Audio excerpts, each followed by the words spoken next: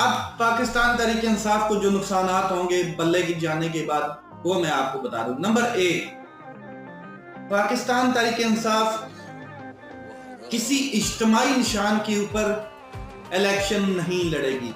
For example जैसे एक बल्ला एक इज्तिमाई पार्टी का निशान था, पाकिस्तान तहरीक इंसाफ बगैर निशान के इलेक्शन में इंटर होगी मैदान में, बहैसियत एक जमात इलेक्शन नहीं लड़ेगी।